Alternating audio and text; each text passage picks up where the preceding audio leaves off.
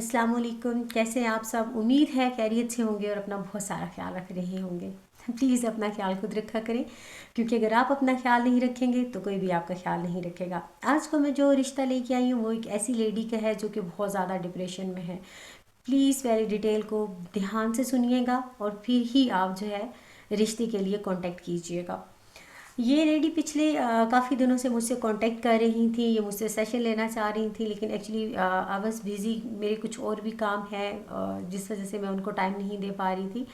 फिर जब मेरा उनसे कांटेक्ट हुआ, मेरी उनसे बात हुई, तो मुझे पता चला कि उनको क्या प्रॉब्लम्स हैं। जो उन्होंने अपने बारे में बताया वो मैं आपको बताती हूँ कि उनकी शादी जो है वो माशाल्लाह से काफ़ी एजुकेटेड लड़की हैं, तालीम काफ़ी है उनकी, मास्टर्स हैं वो। तो क्या हुआ कि जब भी कोई रिश्ता आता तो वो उस रिश्ते को रिजेक्ट कर देती थी, जब भी कोई रिश्ता आता तो वो रिजेक्ट कर देती थी, क्योंकि उनके माइंड में ये था कि मुझे बहुत अच्छा रिश्ता चाहिए। ठीक है। फिर वक्त गुजरने के साथ साथ ऐसा हुआ कि जब वो ऑलमोस्ट 30+ हुई, यानी कि 31 ईयर यू कैन से, तो उन्होंने ये डिसाइड किया, तब उन्होंने ये डिसाइड किया कि एक्चुअली में उनको वो बंदा चाहिए जो उनको इज़्ज़त दे। तो एक लड़का जो है, मतलब उनकी दोस्त के रेफरेंस से, जो उसके मतलब दोस्त के जो हस्बैंड थे, लड़की मतलब उसकी जो फ्रेंड थी, जो उसकी यूनिवर्सिटी फ़ेलो थी, उसके हस्बैंड के वो दोस्त थे। तो उन्होंने कहा कि वो लड़का बहुत अच्छा है, आप जो है वो आपसे कांटेक्ट करेगा तो आप उसको कंसीडर करें। तो उन्होंने उस लड़के को कंसीडर किया और उनको पता चला कि वो लड़का जो है वो काफ़ी गरीब था, और मतलब जिसे कहते हैं ना कि जो जो वो चाह रही थी वो वैसे नहीं थे, लेकिन उन्होंने सोचा कि यार अगर वो मुझसे गरीब हैं, तालीम में कम हैं, तो चलो वो मेरी रिस्पेक्ट करेंगे। तो फिर जब उन्होंने अपनी फैमिली को कहा कि मैंने इसी लड़के से शादी करनी है, तो जाहिर सी बात है काफ़ी प्रॉब्लम्स हुई कि उनकी फैमिली वाले जो उनके लिए किसी डॉक्टर का मतलब एक अच्छा रिश्ता ढूंढ रहे थे, एक डॉक्टर हो या इंजीनियर हो, लड़का बहुत कमाता हो, क्योंकि उनकी बेटी एजुकेटेड थी, बैंक में जॉब कर रही थी। ठीक है। और इसके अलावा उन्होंने उसके नाम जो है वो घर भी ख़रीदा हुआ था, तो उनके माइंड में यही चीज़ थी कि हम बहुत अच्छी जगह रिश्ता करेंगे उसका। लेकिन उस लड़की ने कहा कि जी मुझे उसी से शादी करनी है, क्योंकि वही मुझे रिस्पेक्ट दे सकता है। मतलब आपको पता है कि इस साइकोलॉजिकली एक इंसान के माइंड में जब कोई चीज़ क्लिक हो जाती है तो वो कहता है कि बस वही बेहतर है। तो अब उसके माइंड में यही था कि अगर एक लड़का गरीब होगा और तो उसमें शराफत ज़्यादा होगी, वो मेरी ज़्यादा केयर करेगा, तो उनके माइंड में ये चीज़ थी और उन्होंने कहा मैंने इसी से शादी करनी है। तो फैमिली वालों ने पहले तो काफ़ी फोर्स किया, फिर फैमिली वालों ने सोचा कि जब ये इतने अरसे से मान ही नहीं रही थी शादी के लिए, और अब अगर एग्री हो गई हैं तो हमें जो है वो उनको डिस्टर्ब नहीं करना चाहिए। ठीक है, हमें हाँ कर देनी चाहिए। तो उन्होंने हाँ कर दी। ठीक है। और इस तरह से जो है उनका एक जो रिलेशनशिप था वो स्टार्ट हुआ। लेकिन हुआ क्या कि जैसे ही उनकी शादी हुई तो लड़की की लाइफ के प्रॉब्लम्स बहुत ज़्यादा बढ़ गए, क्योंकि जो उनके हस्बैंड थे वो इंतहाई लापरवाह थे। गरीब होना ये होता है कि आप मेहनत ना करो। उनके जो हस्बैंड थे वो मेहनती नहीं थे, वो बिल्कुल कोई काम नहीं करते थे। इनफैक्ट यहाँ तक वो बताती हैं कि शादी की जो फर्स्ट मॉर्निंग थी तो घर में जो है वो नाश्ते के पैसे नहीं थे। मतलब इतने वो इरिस्पॉन्सिबल थे। देखिए, इसको कोई गुर्बत नहीं कह सकता, क्योंकि अगर एक फ़कीर इंसान भी होता है तो उसको भी पता होता है कि मेरी शादी हुई है, तो वो एटलीस्ट इतने पैसे तो रखता है कि एक दिन का वो खाना खा सके, बट उनके पास नहीं थे। तो इसको आप लापरवाही कह सकते हैं, आप गुर्बत नहीं कह सकते। तो मतलब फर्स्ट डे से ही उनको पता चल गया कि मेरी लाइफ में आगे क्या होने वाला है। लेकिन उन्होंने कंप्रोमाइज़ किया कि चलो, लेकिन उनसे जितना हो सकता था उन्होंने कंप्रोमाइज़ किया, क्योंकि वो एक एजुकेटेड लड़की थी और वो इस चीज़ को अंडरस्टैंड करती थी कि शादी कोई जो है वो गुड़िया गुड्डे का खेल नहीं है कि आज आपने शादी की, कल ज़रा सा प्रॉब्लम हुआ और आप घर वापस भागे। तो उन्होंने किसी को भी नहीं बताया कि मैं क्या प्रॉब्लम फेस कर रही हूँ, लेकिन वो प्रॉब्लम्स वो उन्होंने फेस किए और वो उसी से गो थ्रू होती रही। अब हुआ क्या कि वक्त के साथ साथ वो चीज़ ज़्यादा वर्स होना शुरू हो गई, क्योंकि वो जॉब भी करती थी। तो जो उनको ये था कि उनके जो हस्बैंड हैं उन्होंने बिल्कुल काम करना छोड़ दिया। मतलब वो काम के नाम पे तो कोई ना कोई बहाना, वो जैसे ही काम का नाम लेती तो वो चीखना चलाना शुरू कर देते। सम टाइम तो ऐसा भी होता है कि वो बाकायदा खुद को पीटना शुरू कर देते। यानी कि देखें, मैं आपको बताऊं, मैं अपनी बता रही हूँ कि 3-4 डेज़ अगो मैंने एक वीडियो देखी जिसमें एक पर्सन जो था वो खुद को पीट रहा था और उसकी वाइफ ने आई थिंक सो उसकी वीडियो लीक की। तो क्योंकि मेरे पास इस तरह के केसेस आते हैं कि आजकल मोस्टली बॉयज़ इस तरह से भी करते हैं कि जब उनको लगता है कि वो खर्चा बीवी का नहीं उठा पा रहे, उसकी ज़िम्मेदारियों को नहीं उठा पा रहे,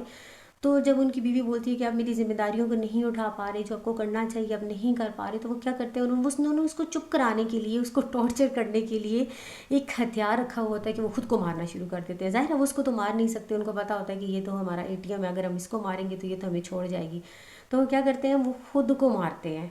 ٹھیک ہے، تاکہ وہ خود کو مارتے ہیں کہ اگلے بندے کو جو ہے وہ پریشرائز کر سکیں کہ تم جو کہہ رہے ہو وہ غلط کہہ رہے ہو، یا تمہیں یہ چیز نہیں کہنی چاہیے۔ تو مختلف کیسز ہوتے ہیں، سم ٹائم باقی لڑکیاں بھی ایسی ہوتی ہیں کہ وہ اپنے ہسبینڈ کو اتنا وہ ٹارچر کر دیتی ہیں کہ وہ بیچارہ جو ہے وہ، ظاہر سی بات ہے وائف کو تو مار نہیں سکتا کیونکہ اس کی یہ تربیت میں شامل نہیں ہوتا، تو وہ خود کو تکلیف دیتا رہتا ہے۔ تو خیر یہاں پہ جو ان کے کیس میں تھا،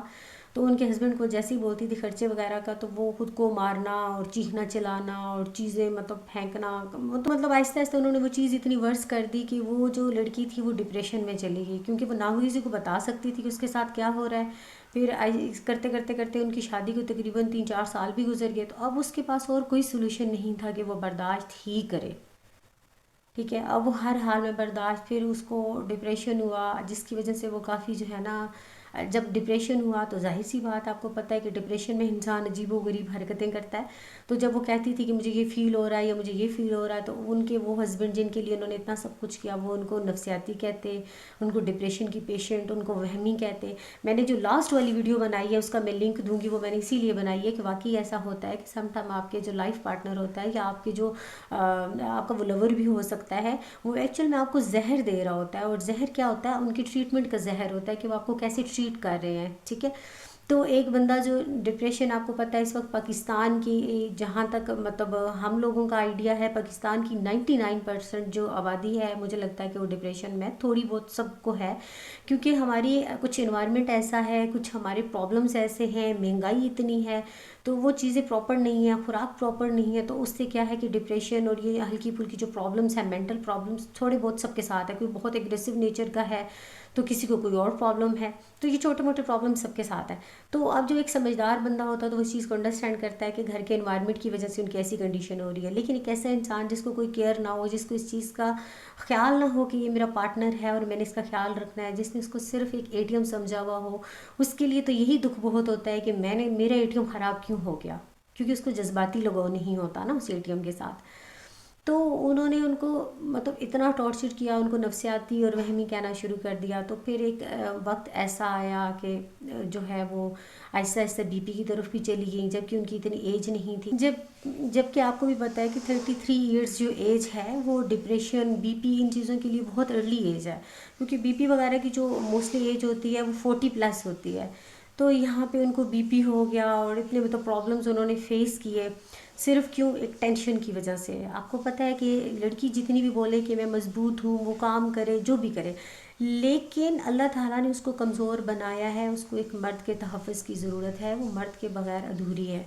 کیونکہ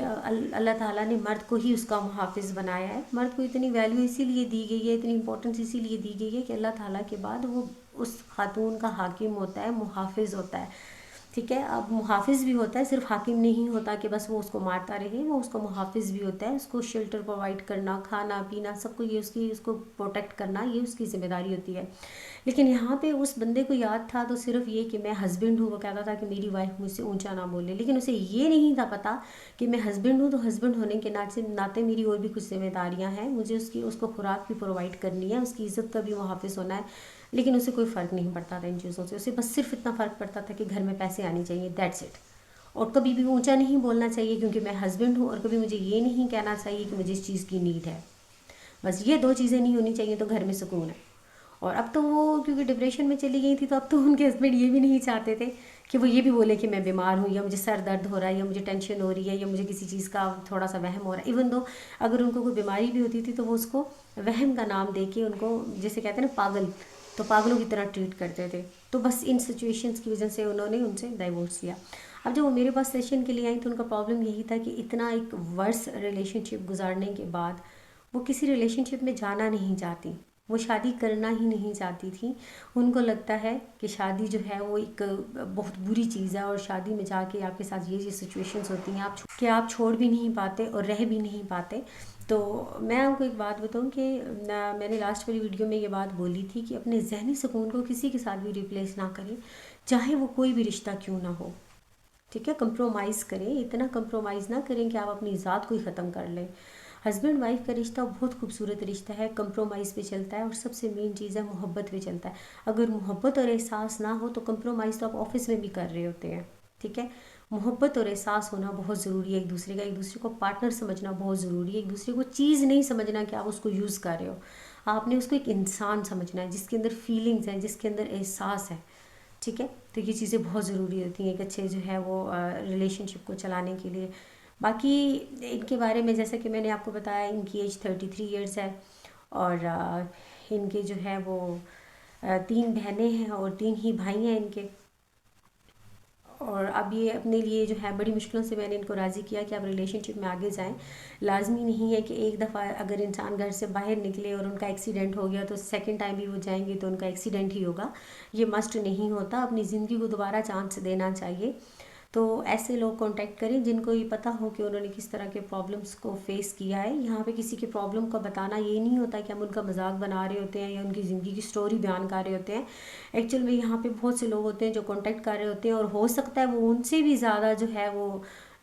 برے انسان ہو کے تو وہ شادی کر لیں گے کہ جی لڑکی کے پاس ایجوکیٹڈ بھی ہے تو اس کے پاس اس کی پراپرٹی بھی ہے اور